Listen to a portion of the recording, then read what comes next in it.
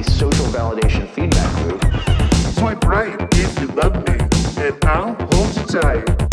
Never sign off me, don't unsubscribe. Welcome to Neighborhood Comics Convo. My name is Lee Heidel, and I'm the managing partner of Neighborhood Comics in Savannah, Georgia. Today, I'm talking to Thao Hong, Savannah artist, and digging in on the DCAZ Fest in Jacksonville, Florida. Thao, how are you? I'm good. How are you, Lee? I'm doing great. Nice to see you working in your studio tonight. Got everything happening right there. I always like to see where people create and where people make their stuff. And so you were telling me a little bit that you've got a shared space, which I think is also pretty common for a lot of people. Yeah, I share the space with my partner, or my current fiance, as they say. And we split it because we're both working artists and we do not have that much space, but we make use of what space we got. Yeah, for sure. So he's a musician. You're doing a lot in the visual art space. So there's kind of a division of physical space, but you also have the component of music, of audio, of that kind of happening in the space as well. Do you guys ever both work in the same office or the same studio at the same time, or do you try to separate that out? Usually we separate it out just because he's a bit of a spreader, and a lot of his stuff he involves with more than one instrument at a time. So he works with his synths and his guitars and his keyboards. So he likes to spread it out and kind of mix and jam together. So it is a little bit crowding when we both work in the same space. Yeah, no, for sure. I totally get that. And I think that when you are creating, are you somebody who listens to music, listens to audiobooks, or do you have just kind of background stuff on, or do you go no distractions? No, I need some audio. I love a good podcast. I love a good just album, just put on a full album and just let it run. I just like something in the background. Well, what have you been listening to? What's been pulling up? Usually I listen to the Try Guys podcasts, which all of them, they have multiple podcasts. Like, I think it's like Sit With Us, which is their wives and all the female counterparts that work behind the scenes on that they do, or their own specific podcast, which is them. And it gives a lot of like behind the scenes work of how they produce all the shows that they do. But I'm also listening to Magic City Hippies and their latest album. Ooh, I don't know that. I love the recommendation. Gonna have something to listen to later on. That's awesome. What genre is that? I think they're like, I want to say a bit of funk, but also rock. Yeah. It's what my bio is actually on Instagram right now. I get it. So, Thao, you've gotten to be on my radar because you are an artist that's based in Savannah. You are a fantastically regular participant of our drink and draws that we host, that we run next door with the neighborhood drink and draw at White Whale, with that great team that's currently being headed up by Anthony and Gwen, who are doing such a great job with that. And seeing you there and seeing you work, we've got so many, obviously, sequential artists. We've got people who are doing comics, but I was really kind of drawn in when I saw that in addition to your illustration, which people can go check out at taohong.com, THOHONG.com, check out what some of your previous work looks like. So in addition to those illustrations, you're also doing some really cool 3D work as well. So tell me a little bit about how that came to be with you working with felt and kind of doing these miniatures. Yeah, so I've actually delved into the world of toy making. I've been sent and gone down that path because Anthony, one of our local hosts at Drink and Draw, definitely has encouraged that in me. And I actually started as everyone knows, everyone loves a good little hobby to do. And it was a hobby that got a little more and more out of hand, in a way you could say. And after that, it just kept getting bigger. And honestly, I've enjoyed working physically with my hands and stepping away from drawing sometimes to give myself a little bit of a palate cleanser in between working on a lot of books and just staring down at a screen and working and having like my hands physically in it a little more. And your social media handle for people checking that out is Egg Boys, and I'll have that spelled in the show notes so you guys can check all that out there. But where did that kind of persona come from? Where was that? What was the idea for that handle? So actually, Egg Boys started a long time ago. It was back when I was in high school. So I've had this username since I want to say like freshman or sophomore year of high school when Instagram was still getting popular. And honestly, it just came from my love of eggs. And eggs is just so easy of a palette for me to put my inspiration and art towards. And you can just make it whatever you want like eggs in real life. You can cook and do whatever you want with it. It is like my artistic muse to do whatever I want with it. I love that. Are you a cook at home? Are you a chef? Do you like, is that something you really do enjoy and tap into, or is it just like an easy comp? No, I actually really enjoy cooking, especially with my partner. We've actually amassed a good amount of cookbooks between the two of us now and just experimenting, especially because he has a little more of a restrictive diet with his allergy currently. So we've had a lot of fun playing around, trying to work around these restrictions and making them more of like challenges versus restrictions when we cook with them. I think that's really helpful. I think that, a number of years ago, I really, really cut back on my amount of meat I was eating, and for lots of different reasons, kind of changed up what our family palette was going to be. And I think like even with creating art, having some of these restrictions, even if they're arbitrary, of course, sometimes you have to have them, like you said, for dietary reasons, for health reasons. But sometimes with art, like that idea of limiting yourself to certain medium, or being able to like change your subject matter and kind of put these forced constraints on yourself can really lead to some interesting things. Have you tried that as well? Yeah, funny enough, I was having this conversation with my fiance this morning of liking to have the idea of a box to work within, but so you can kind of have that box, reach the edge of the box, and then see how far you can work within and with inside and outside of that line. Just towing it just the perfect amount to give yourself a sort of challenge to create new work and a little more of dynamic work. Yeah, I think that it's just a super kind of like an advanced thing, because especially now, and people who work digitally or just have access to lots of different medium and material, that you have that kind of problem where you could do literally anything. Like, oh, I could work in this way or that way, or change my stratum or my drawing implementation. But by saying, whether it's have to have or like to have or whatever, by saying that, no, this is going to be the format I'm going to work in, and I'm going to make myself figure this out, it stretches a whole different set of creative muscles. And I'm sure that you kind of felt that as you were kind of pivoting a little bit from your illustration work and creating these 3D felt bodega items. So tell me a little bit about the bodega concept and how you're building out what Egg Boys and what you're doing creatively.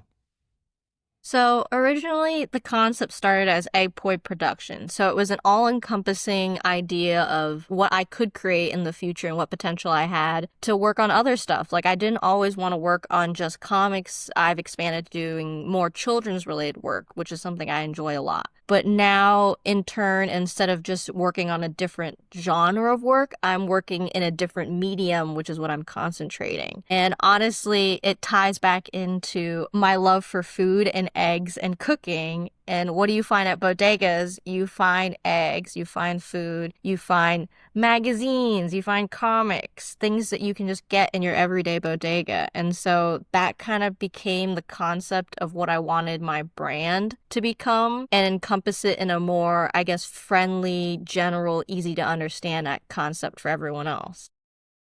And it's fun. And I think that that's something that a lot of serious art kind of forgets that it can also be, is that it can have a sense of humor, and it can be cute, and it can provide this other kind of an outlet. And one of my first kind of introductions to you was actually seeing you table and seeing the way that you presented your work. And you do some really interesting things with your tabling strategy when you're at a convention or, presenting your work in front of people, where you'll have little display pieces is, or there will be like a distribution method, like of your sticker machine. What are some of the ideas, or what are some of the things that you have brought to your tabling over the years, and how did those kind of work out for you? Yeah, so I can't contribute this idea to myself. I have to contribute to Anthony. He is someone who pushed me on this idea of getting it to be a more interactive experience with tabling. And having it being interactive, it just gives it that element of play, which is what I want to invoke with a lot of my work, honestly, and just in life. I like to play, and if you want to make art, you should have a really good sense of playing with what you're doing. And that transferred right directly into doing the bodega and having the concept. So I usually use, berry cartons and egg cartons also for a lot of my items to display them in. And I've gotten to the point where I also have a small vending machine, which was lately my first introduction at DCAZ of using it. It was a little test trial, but it went really, really well. Love the element of having that interactive ability to touch this machine that I had and play with it the whole time. And not only just like, oh, this is an interaction, it's a little more of a transaction. This was less than a transaction and more of a conversation between me and the customer. So tell me about this vending machine. I know that in the past there was kind of you used almost like a cardboard paper kind of piece that had a manual crank to it. Is this the same kind of piece of equipment, or is this something new that you're using to vend out of? No, this is a new one. So I went from a tiny cardboard machine, which was about like this big, to a wooden sized vending machine, like more like this big. So And it was this is a little self-constructed heftier. or something third-party made, or did you build this? No, this is a third party made. Okay. I went in and I rebranded it for my own brand, but it is a third party, actually a kid's toy that I repurposed for my use. I love that. And where did you find it? Just searching online, or did you happen upon it in real life? I searched online. I was seeing other vendors actually out in LA, I believe, that had done it. And I've seen the concept of doing vending art machines also Yes. pop up in popularity up north, a little more towards New York and LA of the sorts. And I wanted to kind of bring that on a smaller scale. And this machine has, I believe, like 9 slots that you can put into it. And you can physically push the buttons and you have the item there. And when you push the button, it will deposit it like an actual vending machine and you can take it out. I love this. So, and you're talking about the, in a broader sense, these art vending machines. Asheville has them scattered around. There are lots of Yeah. kind of cool artsy towns that will have like a collective that goes in. My favorites of those are old cigarette vending machines. That would be the pack of, because that's the perfect size. The pack of cigarettes. They're That's like so the perfect cool. thing. And to do an independent art project that size and that sort of thing. So I'm always on the lookout for one of those. So I'm super excited to see your piece in real life. But you mentioned DCAZ, that's the Duval Comic and Zine Fest, which is down in Jacksonville, Florida. That happens every year towards the end of June, usually around the Father's Day weekend, that third weekend or so of June. And was this your first year going to DCAZ? Yes, this is actually my first year going to DCAZ. I was ecstatic to get in to begin with, and I got a great position. They put me right in the front of the building within like the first, I want to say like 4 to 5 tables at the entrance, alongside Excellent. with Level Ground Comics and Bailey.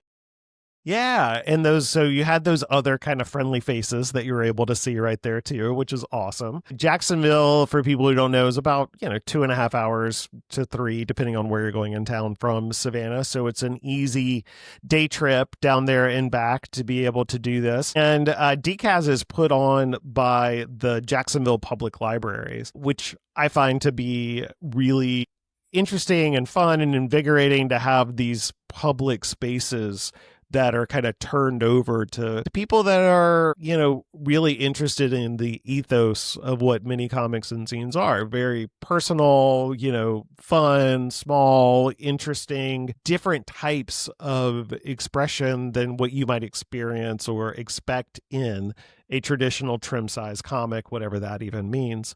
And so how did DCAZ kind of get on your radar in the first place as someplace that you wanted to potentially table? Well, actually got on my radar because of our local one here, Spice, the Savannah Pooler Indie Comic Expo. They had actually included it in their end of like convention email that they had other opportunities and they're promoting other conventions that you could go to and ones that you should apply to and keep on your radar. And DCAZ was one of the ones that was definitely on my radar along with the Charleston Zine Festival. Yeah, excellent. And so for this being your first time down there, I know just from knowing some of the programming people and some of the folks at the library who have put this on in the past, the library itself has a large zine collection, which is really cool. So if you are obviously somebody close to the area, definitely pop in and check that out. But if you are on the scholarly side of things and you're more interested in looking at an academic collection of zines, that's another fantastic option for you that I think may be off the radar for a lot of people. So the actual con itself, walk me through that day. You guys traveled day of, I assume, went down that morning and to do setup? No, actually, Nope. we traveled in the day before because I've never been to Jacksonville before myself, and I went with my friend Jen, who also tabled there. So we went down a day ahead, so we were able to get a kind of scope of the land and see where we wanted to go to check out some of the local food places and sites that had been recommended also through DCAZ. And day of, we got there. It was super easy. Everyone was extremely helpful. We got checked in immediately. Didn't even take more than like 5 to 10 minutes to get from door to table to setting up. And everyone there, even my table desk partners, were super welcoming and friendly. We all hit it off immediately, conversating, talking about, ooh, where did you get that table display? Or, oh my God, that's a great shelf idea. I should totally steal that one for next time. That's the best. I mean, when you're at a place like that, everybody has kind of come in from different places and you're able to bond so immediately because you're coming from the same place. And that's not always the case when you go to a quote unquote traditional comic convention where you may have vendors that are selling licensed apparel, and then you have vendors who are selling self-published work, and then you have the television actor component that's also there. And so there's a melting pot, and that's cool, but there's something different about being surrounded with people that you kind of feel like you're all in the same boat. It's almost like a summer camp or something like that. Yeah. It did feel like there was a different, unique sense of camaraderie of how we all kind of understood the same struggles that everyone went through, but also the same excited, bubbling, like feverish love of what we have for comics and creating and being artists, all in the same room and waiting to like share that passion with anyone who was coming in the door, which was really great to see. Now, being a kind of focus on comics and zines, how did you approach what you were going to have on your table? Obviously, you have a diverse body of work. How did you kind of strategize which pieces that you were going to bring? If there were certain things that you either wanted to republish or, get back in your hands again or up your quantities on, what was your thought process on how you wanted to present yourself at DCAZ, maybe versus just a regular in-town convention that is a little bit broader? So they did require that you mainly focus on printed work, i.e., like comics, zines, prints, and stickers, which I did have plenty of. And I had actually developed a few new pieces that had come in. I had one brand new zine, about 4 or 5 new stickers, and I want to say like 5 to 6 new prints that I hadn't released yet that I had brought to DCAZ as a little extra surprise, not to mention my newly debuted vending machine. So I kind of wanted to have an idea of a cohesive sense of work and made sure all of my work, along with my food-centric bodega items of felt toys, went with the kind of prints that I was selling too. So I brought the same prints that depicted the same materials. Yeah, I love that the kind of concept and theme is just carried through. I think that can be really hard for a lot of artists, especially a lot of young artists who, the real idea is that you do want to have a breadth of work. Like you want to have a lot of different stuff just in your back pocket that you can prove that you can do. That when people are like, oh, hey, what is it that you do? You're like, oh, I do this, I do this, I do this. And not that you don't have that in your cachet, but how you present yourself as an artist by having these kind of unified designs and themes.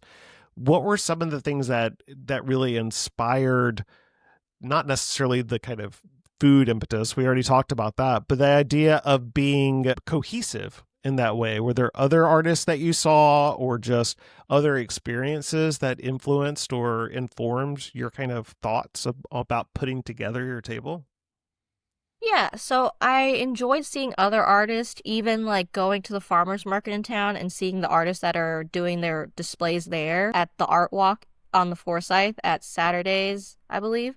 Seeing that and seeing how cohesive it was, it just made it feel like so much more of an experience to go up to someone's table and see how all of their work and honestly their personality you could see shine through the pieces that they displayed. And I have a very specific vision of when I make work, I want to bring out that joy and childlike wonder in you. I believe that no matter how old you get, you should still be a kid at heart. You should still be having fun with toys from if you're like 5 years old till you're like 75 years old. So that's kind of the personality that I want to bring to my table specifically, but also to the bodega concept of things can be fun. And it's meant for anyone. I love that. I think that, and that just goes back to, how I try to approach, the comics medium in general, that it's for literally everyone. And not to say that the same book or the same item is for everyone, but there is a place for everyone.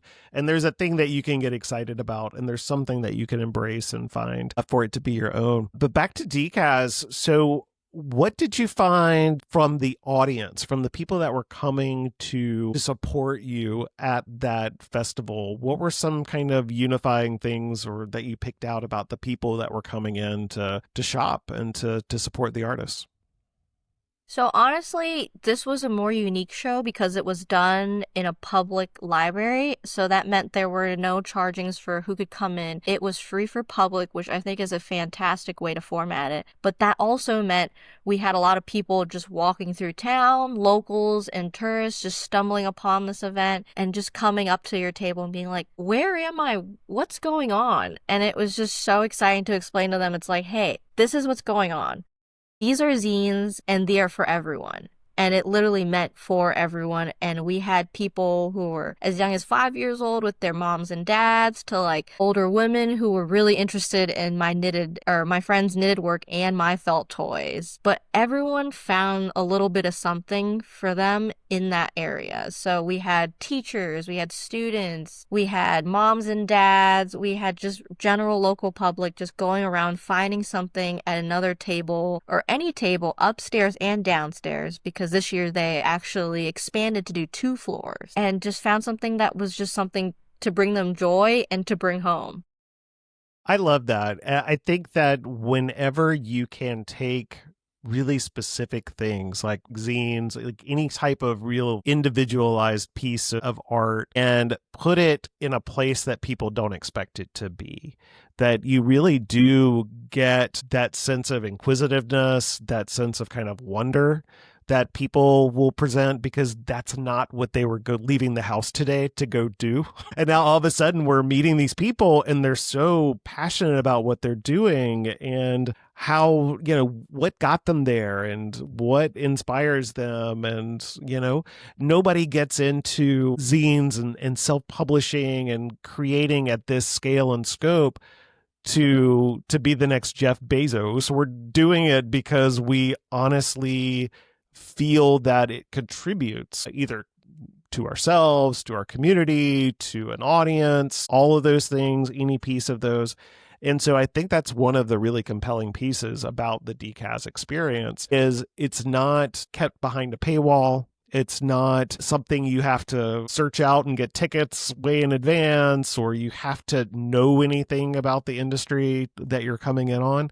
You literally can do what you said, walk in off the street, stroll in on a Saturday, and be surprised. So in that environment, when you're in the library like that, how did it feel different as an exhibitor, as a tabler, than maybe you're at a more traditional kind of airplane hangar convention space?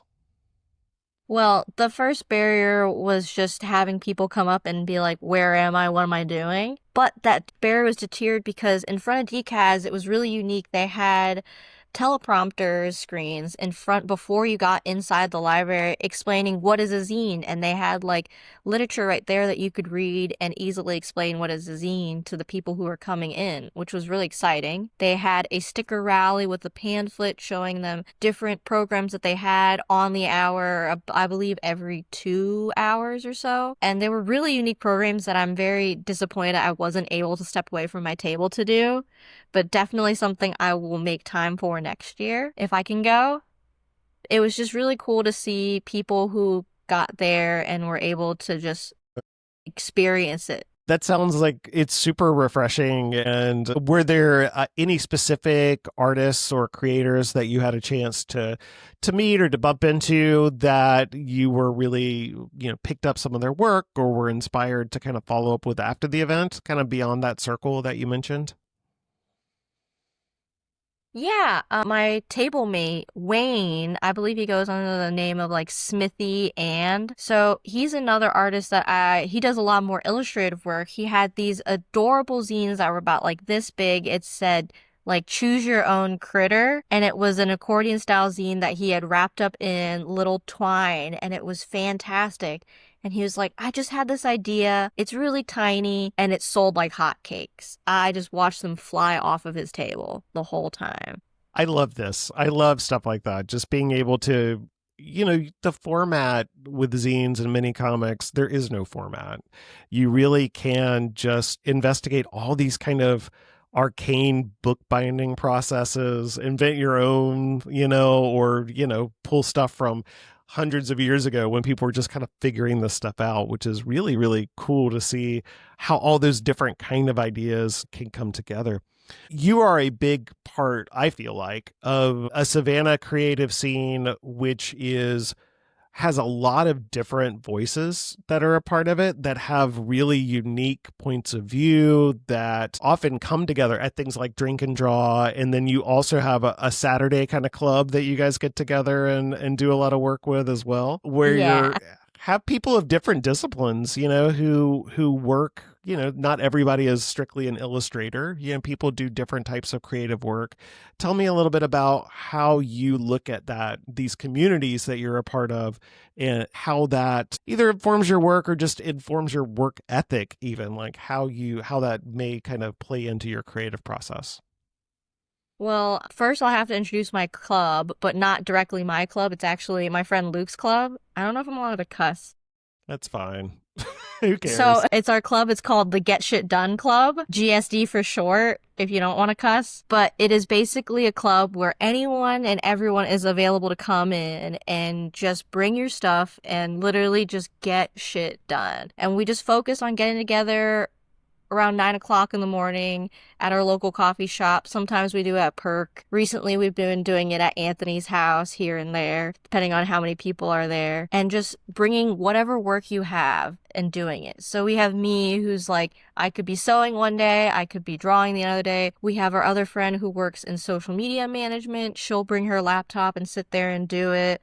Luke, he has all his freelance animation. He'll even bring his like Korg out there and just make beats for his animation stuff and just do it right there on the table. And I believe we have a sculptor, John Larison. He'll bring some of his Sculpey out, and Jen, who'll knit. And we just have all sorts of people just come, and that really helps develop this community and honestly hold me accountable for the work I do and to keep progressing with the work I do. I feel like I have a really good community around here and a diverse community that supports me and helps me keep track of what I'm doing and to keep doing it and not just fall into like a pit of where I want to feel like a little too burnt out or just lose motivation and kind of dwindle on what I love to do. There's one of those expressions of like great is the enemy of good or whatever, like that idea of you have to treat all of your art or your work as precious, and that oftentimes gets in the way of you actually finishing anything because you're holding yourself to a standard that you probably shouldn't, depending on why you're making the work, who the audience is for the work and all of that. And so one of the things I love about that is it is about getting it done or making progress towards the end and not letting those things get in the way and having other people that are in the same space, in the same room, not doing the same thing as you, not necessarily looking over your shoulder or doing the exact same thing, but are all moving towards a goal. And that's pretty inspiring, and that's pretty fulfilling, I would think. So how did, I know this is Luke Liscombe. This was something that he kind of had started or put together, but do you have any kind of advice for people who may be trying to start something like that in their own artistic community?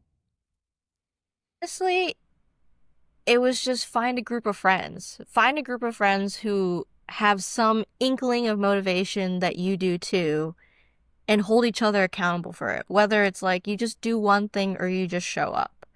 But also the idea to get out of your own house is very helpful, and just change your environment.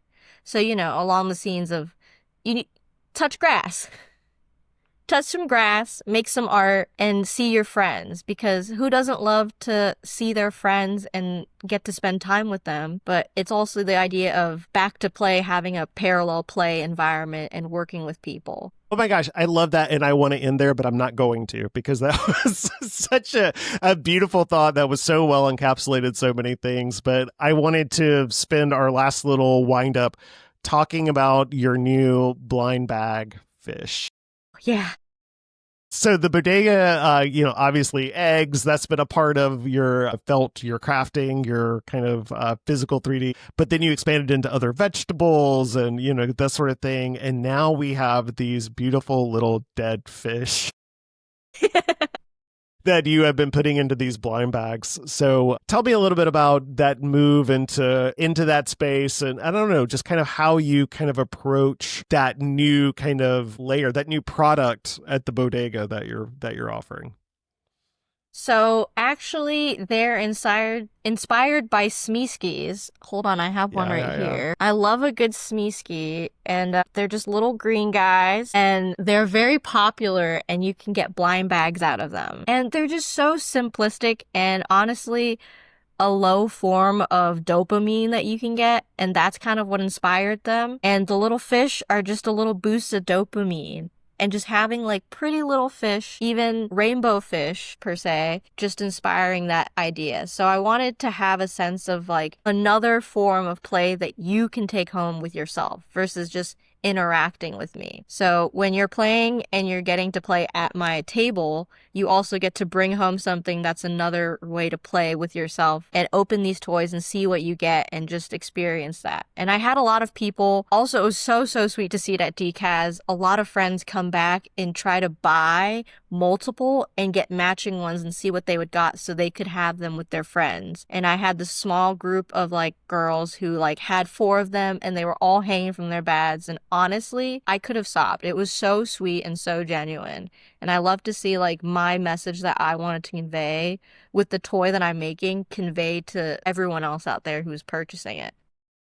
And it's so refreshing to, like I said, the blind bag kind of phenomenon. And if you expand that out to your Labubus and everything else that, has that keychain attachment that is so easy to throw on a bag or whatever to rep whatever thing you're into.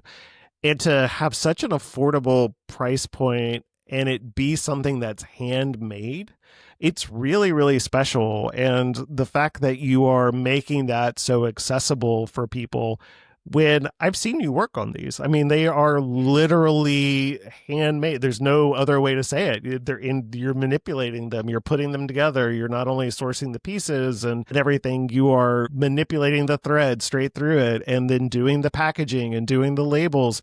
It is such a wonderful, not that there's anything wrong with the more commercial ones, but it's a real anecdote to that. Like it's a real kind of opposite push-pull of that dopamine piece, because you are supporting a person, like a real life person who made this cute thing and made it with their own hands. And so I love that you approached it in that way, because it's so easy just to make a thing and be like, here's the thing. But the way you put the extra thought and intention behind it to kind of cause some of those same chemical reactions that we get of surprise and pleasure and all that kind of stuff in it as well is so very special. And so I'm so glad that you decided to do that. And that's not a question. That's a very long compliment.